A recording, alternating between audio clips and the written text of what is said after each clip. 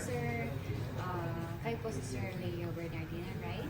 So, I am Rachel Archipel po from Alliance PNB Life. At binanggit po sa amin ng nag-refer sa inyo yung kliyente po namin na you are interested po sa about insurance. So, yaman sinabi niyo po na interested po kayo. Oh, by the way, ilang taon kayo, sir? 32. So, anong number na favorite niyo? 26. 26. Ako po, number 7 ang favorite number ko. So, yung mga interested po kayo sa life insurance, tignan po natin yung reality ng ating buhay.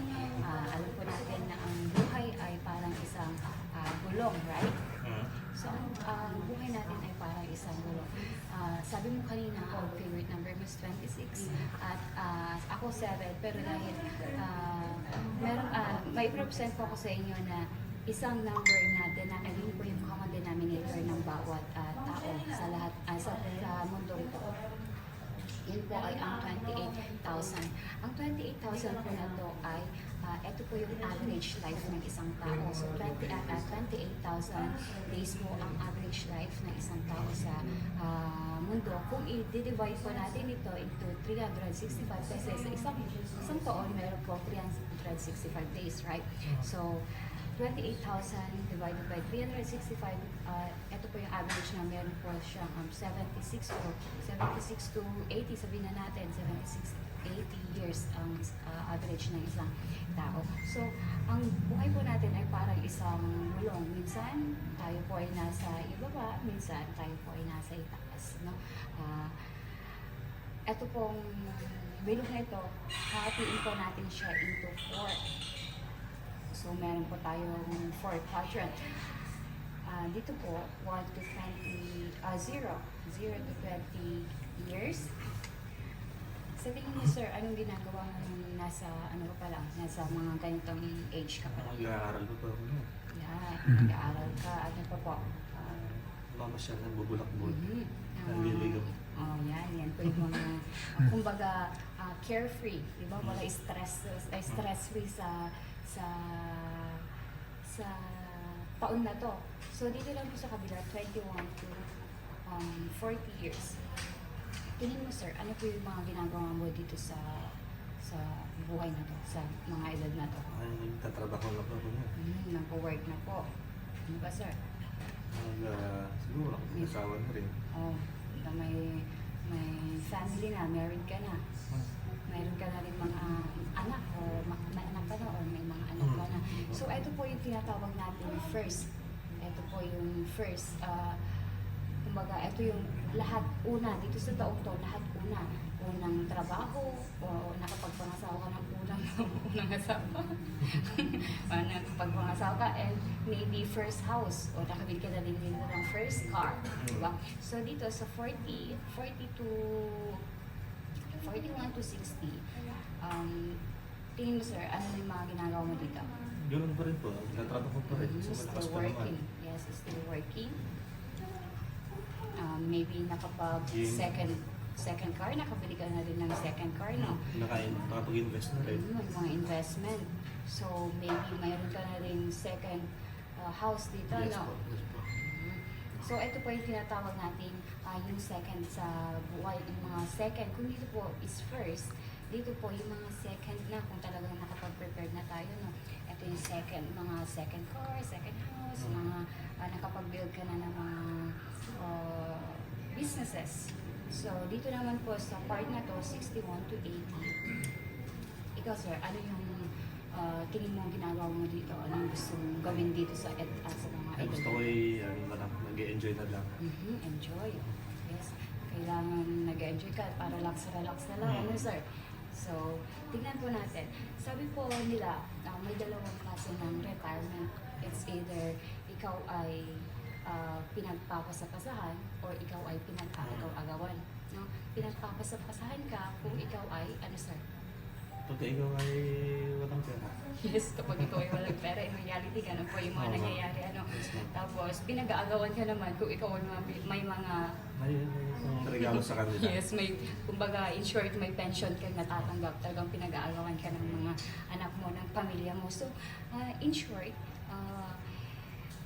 sa edad na to, it's either na-enjoy mo yung retirement mo or you retire your enjoyment. Sabi nga po nila, di ba? Yes, Na, kung na-enjoy mo yung retirement mo, kung ikaw ay prepared nag-prepare sa mga edad na to. So sir, tignan mo, sa taas na to, ano yung mga napapansin mo? Hindi na ako nagtatrabaho. Hindi ka na po nagtatrabaho. So kung hindi ka na nagtatrabaho, sa tingin mo sir, meron ka pa pang income? Ay, wala na po. So, dito sa part na to is no income. Kumbaga, wala na tayong income kasi hindi ka na nagtatrabaho. Sa tingin mo, sir, kapag wala ka ng income, kaya mo bang suportahan pa yung family mo? Medyo, yan ang hindi na ako sigurado. Kasi wala ka ng income, wala na Hindi na ako pumapasok. sigurado. Wala nang perang pumapasok, maybe hindi mo na rin mababayaran yung mga bills mo kasi nga wala nang pera. So, dito sir, dito sa baba, eto yung time na malakas ka pa. So, ikaw ay malakas pang magtrabaho, no? Kaya ko pa maghanap buhay. So, dito sa part na to, dito sa baba na to, sa 21 to 60 years old, dito pa yung time na malakas ka pa magtrabaho. So, dito mo gugugulin yung oras mo para magkapera, para i-build or establish yung buhay mo. So, ngayon sir, tuturuan ka namin ko, sabi mo kanina, ikaw ay 32 years old, ano? 32 years old. So, kung 32 years old ka na, dalawang taon na yung natapos mo dito. So, ang naiiwan mo na lang is 30 or for 28 years ka na lang magtatrabaho para makapag-ipon, para i-build yung businesses na gusto mo. So, ikaw ba sir, meron ka pang mga pangarap sa buhay? Meron. Ano yung mga pangarap mo sir? Gusto kong magkaroon pa ng additional na properties. Makapag-save pa. Makapag-save, so makapag-save, ano pa po? Ano Yes, sa ngayon yun lang naman ang top priority ko. Okay, so Makapag-save na lang. Okay, sir. Para pag tumanda ako is hindi naman ako hirap. Okay, sir. Tama po. Di ba dito sa taon na to, hindi natin alam kung ano po talaga yung mangyayari kinabukasan. Kasi meron pa tayong tinatawag na sad of life na. Sad of life. Sad of life. What if dumating yung sickness sa buhay natin? Di ba? Sa tingin mo, yung mga naipon mo dito, ano yung mangyayari? Makabaganta ko. Baka mabenta mo po yung mga ari-arian mo na napundar, no? At minsan din po hindi natin inaasahan na nagkakaroon din po ng accident. Ito yung mga kaya mo tinatawag na accident kasi hindi natin inaasahan. Ito yung mga pangyayari na uncertainties in life, di ba? Na kahit sinong tao pwedeng ma-aksidente pero wag naman sana. Wag naman sana. But what if? Kasi nga ito yung mga yung buhay natin maraming if what if ikaw ay na-accident? Sa tingin mo sir, hindi mo magagamit yung mga ipon mo para pagpa-hospital. Magagamit ko. Magagamit mo. And kapag na-aksidente ka at nagkaroon ka ng dismemberment or naputol yung isang paa, isang naputulan ka ng paa or kamay, ganyan. Tingin mo sir, di ba baka lahat din ng talagang ipon mo is magagamit mo. Siyempre naman. Di ba? Lahat naman tayo mamamatay. Ang hindi lang natin alam is kung kailan. So, nakapaghanda ka na ba, sir? Nakapaghanda ka na ba sa death mo? Yun nga lang. Ayan. Hindi ko napaghandaan. Yes.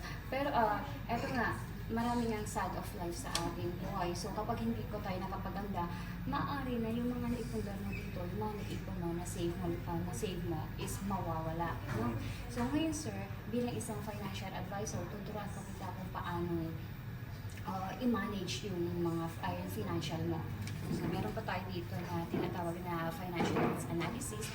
Kung hindi po kayo dito, sir, kung ano yung pinaghahandaan niyo. Dito ako sa savings. Sa savings, so sa life protection, health, education, savings, and retirement. So, dito po sa savings yung talagang Yes. pinaghahandaan po ninyo. So, ano nga po yung pinaghahandaan niyo sa savings niyo? bahay ba? Gusto ko yung bahay para sa, dahil may bahay na ako, bahay naman ng anak ko. Oo, tama. Para hindi na problema yun. So, Okay, so gusto mo nang magkaroon ng bahay kaya ka nasa-save. So, mga ilang taon niyo po kaya bago ma-fulfill? 10 years. 10 years. Magkano po kaya yung bahay na gusto niyo? Siguro mga 3 million. 3 million. So sir, sa edad nyo yan, meron ka na bang na-save na 3 million? Wala pa. Wala pa po, magkano na po yung na-save ninyo? Para sa house ninyo, sa dream house ng anak ninyo? Sa ngayon is, wala pa rin. Wala pa po. So ngayon sir, tuturuan ko po namin kung paano abot po itong 3 million sa 10 years na to. Kasi magkano po sahod dito sa isang buwan sir? Sa income mo? Yung income Sabihin mo na lang, 15,000 yung linis na lahat. 15,000 yung linis na po niya. So, wala na, natanggal na dyan yung mga bills, lahat ng babayaran. So, 15,000 ang nasa-save mo sa isang buwan. So, tignan po natin, no? Okay, sir, i-calculate po natin.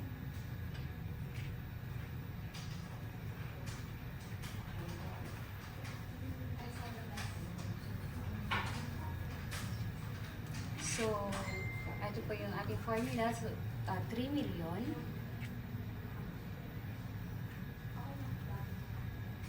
times, tingnan po natin, 10 years po, no? 10 years na gusto nyong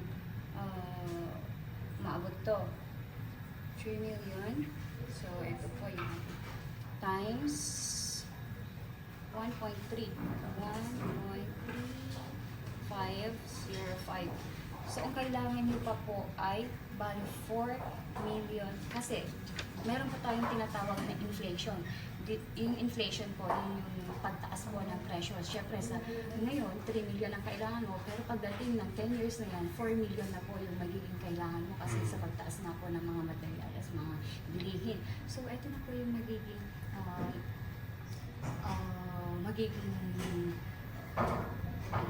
price. Kumbaga, 3 million, magiging 4 million na siya after 10 years. So ngayon sir, tutulungan kita kung paano po maabot ito sa pamamagitan po ng insurance. Kasi dito sa Alliance sir, meron po tayong mga products. So, ayun, meron po tayong mga products na ino-offer sa mga kliyente po natin para po para maabot mo po itong 4 million na sinasabi mo. Ano po? For example, dito po sa Alliance, meron po kami tinatawag na kasi yung gusto mo is savings with savings siya. So, maaari po natin ipasok yun sa Secure Pro na Sige. ano po natin. So, yes sir. Sabi mo kanina, meron na po kayong knowledge about sa investment sa mga insurance. So, yun po. Kailan niyo po kaya pwedeng Ngayon? Yes, ma'am. i-start? Ngayon Yes, na po. ma'am. So, ngayon na po. Okay po, sir. Asikasuhin na po natin yan. Thank you, sir. Thank you, So, ma'am. sa time.